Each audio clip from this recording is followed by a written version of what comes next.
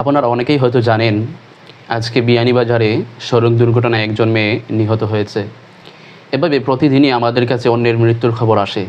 এ খবরগুলো আমাদের মনে তেমন একটা দাগ কাটে না, কারণ আমাদের অন্তর বা আমাদের হৃদয় মরে গিয়েছে। আমরা মৃত্যুর খবর শোনার পরও আমাদের হৃদয় কেঁপে ওঠে না, আমাদের মনে এ উপলব্ধি জেগে ওঠে না যে আমাদেরকেও একদিন চলে যেতে হবে, আমাদেরকেও একদিন মৃত্যুর মুখোমুখি হতে হবে, চলে যেতে হবে এ দুনিয়ার সকল মায়া, সকল মোহ ত্যাগ করে। চলে যেতে হবে এক অনন্ত জীবনের পানে। সে চলে যাবার জন্য আমাদের কি কোনো প্রস্তুতি আছে? যদি প্রস্তুতি না থাকে, এখন থেকেই প্রস্তুতি নেওয়া শুরু করা যাক। কারণ মৃত্যু কখন আসে তা কখনো বলা যায় না। আজকে যে মেয়েটি মারা গিয়েছে, সেও হয়তো কিছুক্ষণ আগে ভাবতেই পারেনি এই সড়ক দুর্ঘটনায় তার মৃত্যু হবে। তাই সে মৃত্যু আসার আগেই আমাদেরকে মৃত্যুর জন্য প্রস্তুতি নেওয়া দরকার।